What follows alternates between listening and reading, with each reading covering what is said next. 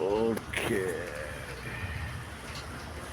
All right, ladies and gentlemen, to get underway, once again, our first stop, the Orton Wetzel Gates, leading you to the United States Marine Corps War Memorial.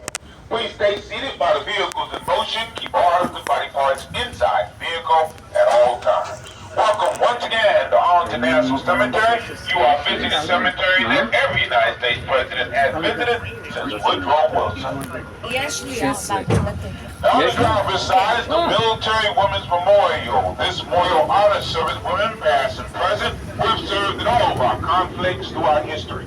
This is the vision of Brigadier General Presidential Medal of Freedom honoree Wilma L. Vaught. It was dedicated in 1997 and it's open as new today. We're going to go through some cast iron gates that date back to World War I. The emblems on the gates are the emblems of the four branches of the military at the time of World War I. The Army, the Navy, the Coast Guard, and the Marine Corps. The Air Force is not a dedicated branch of the military until 1947.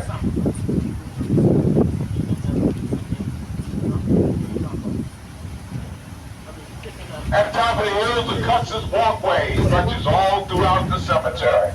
I'm going to have you look down the Custis Walkway coming up on the passenger side of the vehicle. Behind the walkway coming up, you'll see two rows of grave markers. The last grave marker in the back row on the left-hand side is for civil rights icon Medgar Evers. Medgar Evers, Technical Sergeant of World War II, participated in the Normandy invasion. He was the first field secretary of the NAACP in his home state of Mississippi, investigating hate crimes, including the murder of Emmett Till, and that may have led to his assassination in June of 1963. He was buried here with full military honors.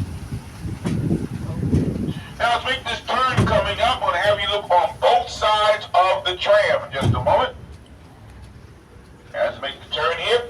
And you'll see the seemingly endless row upon row of uniformed grave markers stretching about in all directions. They're provided at no cost to family and loved ones by the Veterans Administration. They weigh 230 pounds and are made of a marble. Now, one of those famous military battles in history began on February 19, 1945. The Battle of Iwo Jima. The Battle of Iwo Jima took place on a small island about 600 miles outside of Japan. 80,000 Marines would go to storm that island that faced two obstacles when they got there.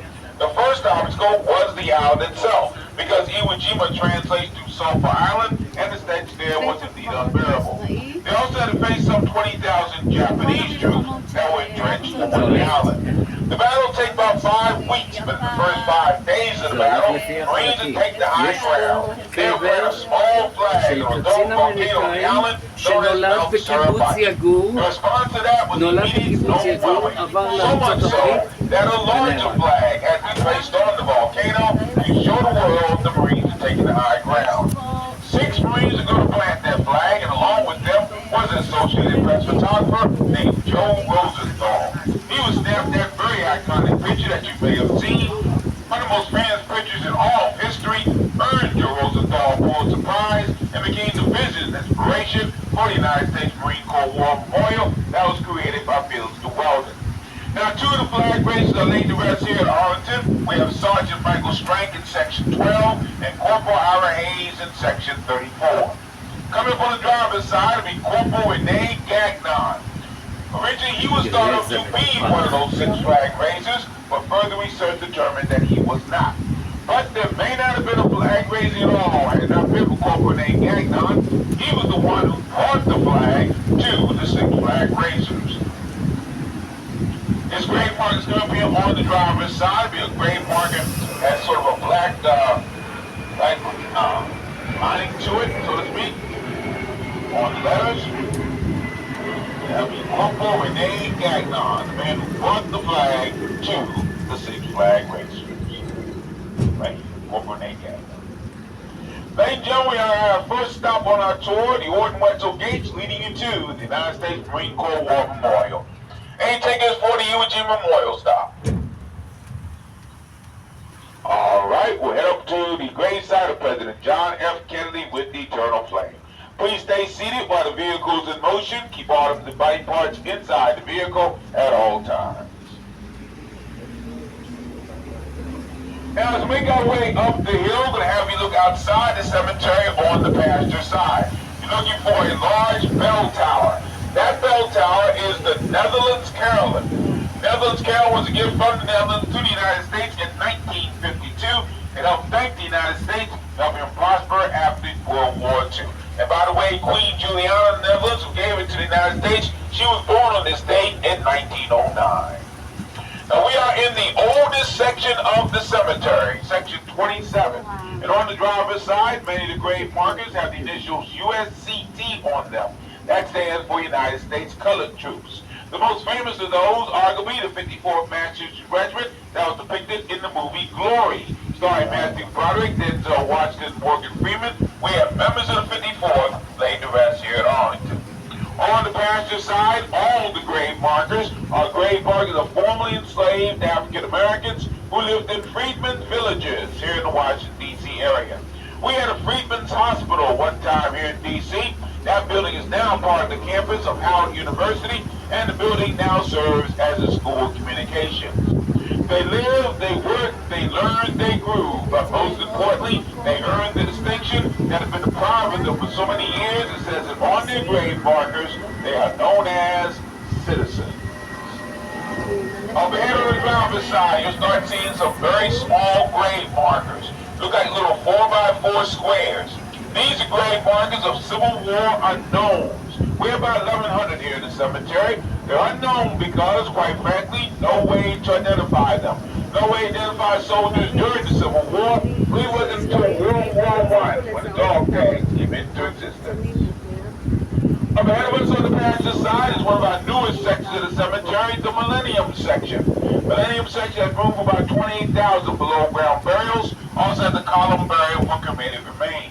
Among notables in the Millennium section, Congressman Ron Dellums of California, a Marine Corps veteran who served 13 terms in the United States House of Representatives, also was the mayor of Oakland, California from 2007 to 2011. And also in the Millennium section, Gunnery Sergeant R. Lee Ermey. He was Gunnery Sergeant Hartman in the movie Full Metal Jacket.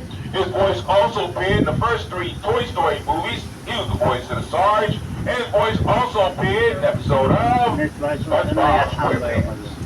The Millennium section on the passenger side.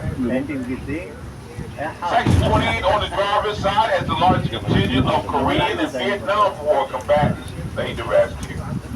In March of 1963, President John F. Kennedy made an unannounced visit to Arlington National Cemetery. Taking a look at the beautiful view from the Arlington House overlooking the cemetery and the city of Washington, D.C., and he said to people nearby, "I could stay here forever."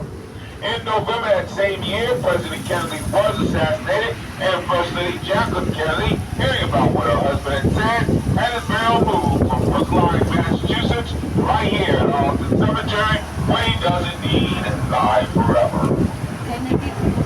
As we go way up the hill, we're having a look on the horizon, and you'll start seeing some of the more ornate grave markers here in the cemetery. They have different sizes, shapes, and colors, and they're paid for by family and friends. And as of December 2017, we no longer install those type of markers here at Arlington due to space and maintenance concerns.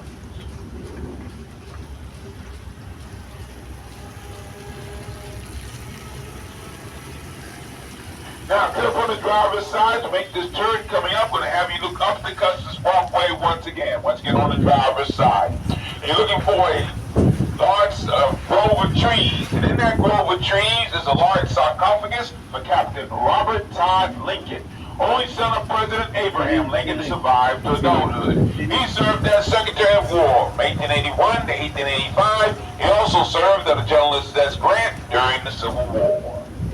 Up ahead of us on the passenger side, number Supreme Court Justice laid to rest on the hillside, Potter Stewart, William Brennan, Oliver Wendell Holmes, William Rehnquist. And as you curve around, look on the passenger side for a tall black marker with a Star of David on it. That's the final resting place of Ruth Bader Ginsburg and her husband Martin Ginsburg. And behind the large grave marker that says Weeks, look 2 rows behind that grave marker, you'll see a dark granite mark of a Thurgood Marshall, first African American Supreme Court Justice, appointed Supreme Court in 1967. Top of the hill on the passenger side is the Arlington House. Right below it, the curved gray structure has the president. President John F. Kennedy gravesite with eternal flame. First Lady Jacqueline Kennedy is laid to rest alongside her husband, along with 2 infant children. Nearby there crosses brothers Robert and Edward Kennedy, and a memorial marker for older brother Joseph Jr., killed in action of the skies in Europe. His body was never recovered. Now to get to the Kennedy gravesite, once this tram comes, complete stop, you're going to walk behind this vehicle, across the street, take the stairway or the pathway, walk up the hill to your left, that'll take you to the President Kennedy gravesite. Please watch your step as you leave us. Make sure you have your tickets, items, and personal belongings with you, and enjoy the rest of your time in Arlington Cemetery. Thank you.